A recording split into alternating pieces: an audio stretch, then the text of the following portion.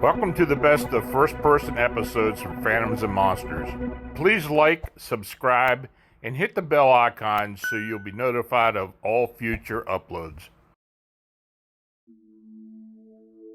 Alien abduction, the night they took my sister. In 1988, our family lived in a small apartment in a town in Auglaize County, Ohio. I don't want to give the location or our name. At the time, I was 11 years old, and my 10-month-old sister and I shared a bedroom. One night while we were asleep, I noticed a constant droning sound coming from outside our window. It continued for several minutes, then eventually stopped. A few nights later the same sound started. I looked at the clock and it read 3:24 a.m.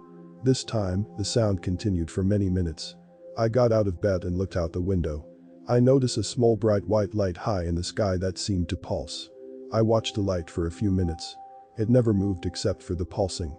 Then it disappeared and the droning sound stopped. The next morning I told my mother about the sound and the light. She said that she hadn't noticed anything. A couple of nights later, I was getting ready for bed. My sister was already asleep in her crib. I walked into the bedroom and noticed a weird odor. It reminded me of antiseptic cleaner. I looked toward my sister's crib and it was empty.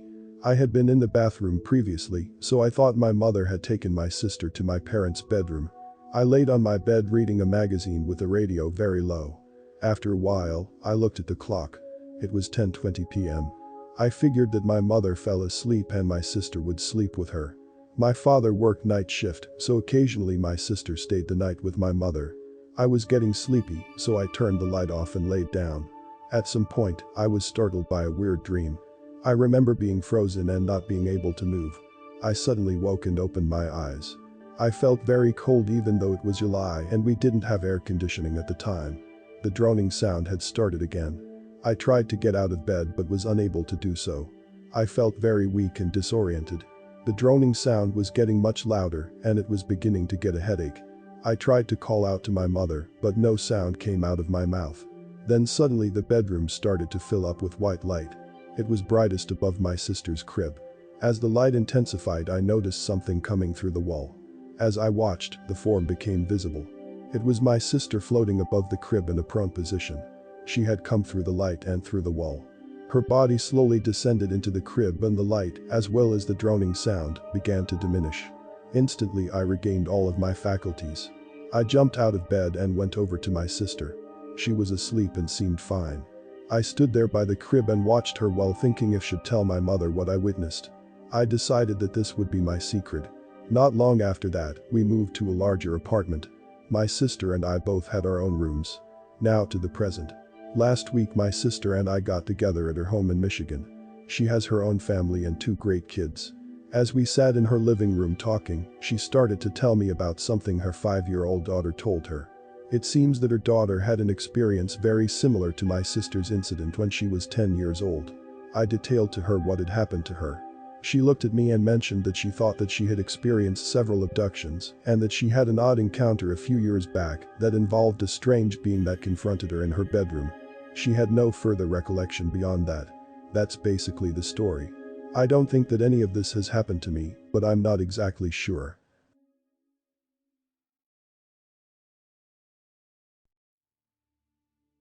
The night they came for me. I was referred to your site by my grandson after I mentioned an incident I had in 1958 when I was a young man going to college in Mont Alto, Pennsylvania. It was late evening and I was in my room sitting in a lounge chair trying to read and stay awake at the same time. I was near graduation and had a lot of things on my mind. As I sat there, I had a strange feeling like someone was watching me and I became very restless. After a few minutes I sensed that something was on the other side of the closed door to my room. I still can't explain it. So I got up from the chair and went to the door, opened it a bit and looked out. There were 2 men dressed in black suits and black furry hats. They looked like identical twins. They were dark complexioned with Asian eyes, but they were not Asian. As I stood there, they didn't say a word, but I knew that they were talking to me through my mind, saying, "Are you ready?" For some unknown reason, I knew deep down what they were referring to. I was shirtless with only a pair of shorts, so I reached for a jacket. "That will not be necessary. No one will see you," they said. The 3 of us walked out in the hallway, and suddenly we were standing on a small hill behind the student hall. I noticed the headlights of a car coming down the road and ducked behind the 2 men. I heard them laughing at me in my mind. "We told you no one would see you." I was scared and turned away for a minute, wondering if I should try to run. I thought better of it, turned to say something to them, and noticed that they were looking up. I followed their gaze and realized that something was suspended above us. I continued to look when an opening appeared in its center, and blue-white light came tumbling out of it.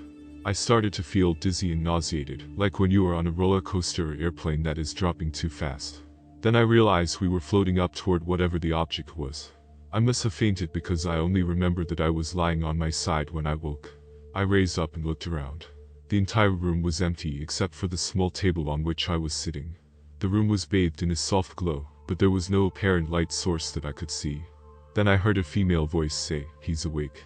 I looked around to see if I could see anyone but saw nothing. About this time on the far wall a door appeared and opened. Although the hallway was dark, there was a bluish-white illumination that appeared as though something was materializing. Two shadows seemed to move across the doorway, but I couldn't tell anything about the shapes. I received a mental image of two people approaching, one carrying a tray full of some kind of surgical instruments and syringes. Then I went blank. My next memory was of being back in my room and in my chair reading. I got up and felt like I had just woke from a deep sleep. Then I noticed several items were missing, including 3 books and a framed photo of my parents. I have never had any effects, that I know of, from my experience, though I have had a remarkable healthy life. As well, I am constantly told I look 20 years younger than my actual age. Now, the reason I am now writing about my encounter. A few days ago, a large box arrived at my daughter's house that was addressed to me. The reason why it was sent to her address is a mystery. As well, there was no return address, and it was shipped from Oakland, California, the state where I now reside. My grandson brought the package to me a day or so later. While he watched, I opened the box. It contained the 3 missing books and the framed photo of my parents that went missing the night of my encounter. There was also a battered shoebox that looked very familiar. When I opened the shoebox, there were a variety of small items, pens, buttons, coins, etc., that I realized I had lost at some period in my young life. That is when I revealed my past experience with my astonished grandson. I'm still confused after receiving that package a few months ago. Who were these men and what did they want? Have you heard of a similar experience? You have my permission to copy this email. I really need some answers. Thank you so much. DL.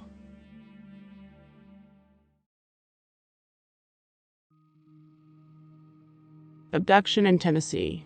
I was in bed asleep and awoke to floating out my bedroom window. The wind was blowing my gown. I saw myself at the treetops and reached to a limb to grab some leaves. They fell from my hand. I then realized the light was towards where I was floating. I looked to the path I was floating and saw a disc-shaped object just above the trees. I was floating closer to the beam of light that was emitting from the bottom of the disc. The next thing I knew, I was on a table in a round room. It was very white in the room, and the light was of better quality than I have ever seen.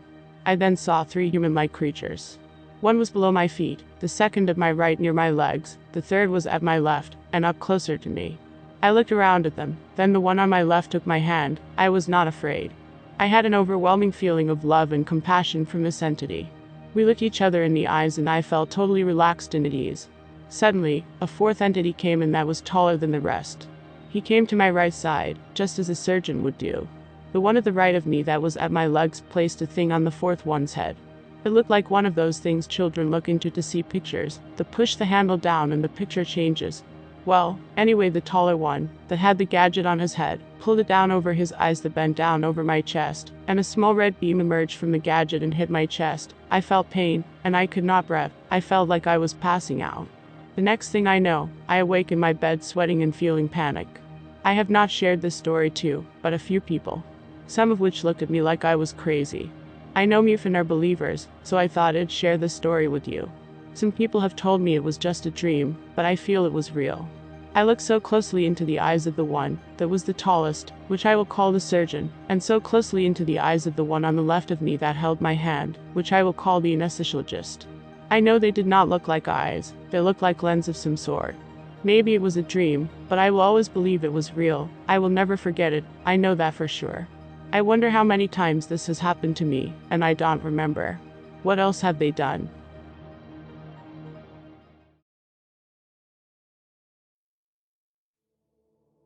The small bump. I am giving you permission to publish my incident, but I do not want any personal information disclosed. To begin, I had a strange incident when I was a child living in South Florida. I could never explain it, and I did not want my family to know about it. It involved, what I believe, an abduction by alien beings. I don't remember the specifics other than I went to bed, got up to go to the bathroom, but don't remember returning to my bed. When I woke in the morning, there was an ache in my neck and a small bump at the base of my skull. The pain went away quickly, but the small bump remained. I never told my parents about it and they never noticed it. That incident occurred 54 years ago. I now live in a rural township in eastern Ohio.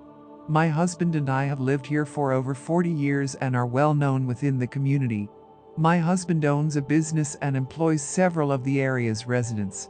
We have raised 4 children and are also grandparents. We have been very happy with our life. This past Christmas Eve, I was alone at home during the day. My husband was at work and some of my children and their families were visiting for the holidays. They had all gone out to visit friends and to do some shopping, so I was the only one at home. Around 1 p.m. I decided to sit down in the club room and watch television. I had been busy all day cooking and doing a few other things, so I decided to take a break. I sat on the sofa and turned on the television with the remote control. As I was surfing channels, the television suddenly went off. I just figured I had accidentally turned it off with the remote, but I was unable to turn it back on. I got up and started walking toward the television when everything went black. The next thing I remember is waking up on the sofa. My neck was very sore and I was laying on the sofa completely nude. My clothes were folded neatly and sitting on the coffee table. I quickly dressed and noticed that the television was on, and that the time was 2:48 p.m. I went to rub my sore neck and noticed that the small bump that I had for 54 years was now gone. I went into the bathroom in order to look at the back of my neck with a handheld mirror. There was a 2-inch vertical red scar where the small bump had previously been. Today is Thursday, December 27, 2012. My neck no longer hurts, and the scar has healed nicely. It is barely noticeable. I had never told my husband about my incident as a child, but yesterday I explained everything to him. He is very open-minded and believes in UFOs and other strange things. I also told my older son about it, and he suggested I contact you. I believe he reads your articles and that you have talked to him in the past. My older son believes that I experienced an abduction. In fact, my husband agrees with him as well. Like I stated earlier, you have my permission to publish if personal details are removed. I have included my contact information below. Thank you for your time. SK.